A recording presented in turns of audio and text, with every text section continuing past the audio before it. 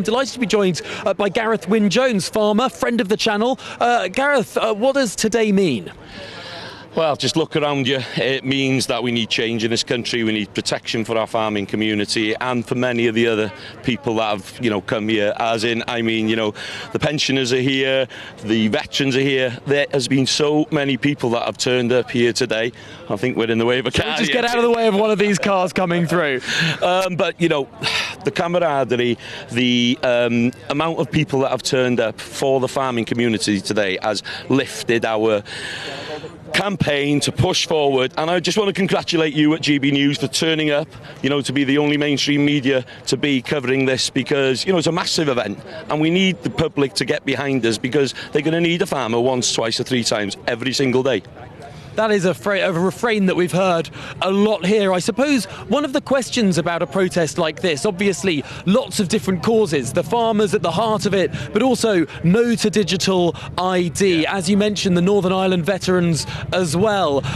Does that strengthen the cause, or does it dilute the message? No, I think it strengthens the cause, because there's so many people that are not satisfied with the way we're governed, and that is really important. If you're not satisfied the way you're governed, things need to change. So Starmer and them people in that conference need to listen, or they will be out on their backsides, and they should be out on their backsides. They promised before their election that we would protect family farms. First thing they come in, inheritance tax, pensions have been hit, businesses have been hit.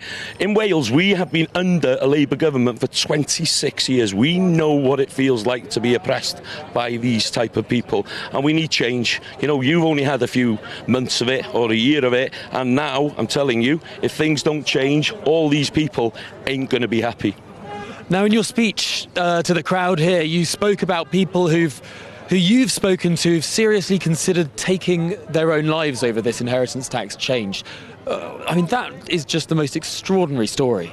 Yeah, and I know, I've spoken to a son of a guy that had lost his father, a day before the inheritance tax came out. This is the true reality of what this government is doing to these people.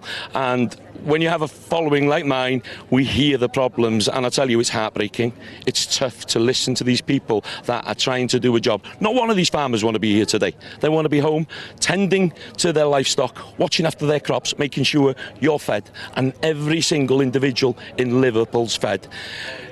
There's a saying, isn't there? There's a song, you'll never walk alone in Liverpool. And do you know what? Today, none of us walked alone. We came here in unity, and that voice, that message, hopefully resonates over there in that conference. They need to listen in Labour right now, before it's too late, before we lose lives, and before people go hungry and can't afford to eat.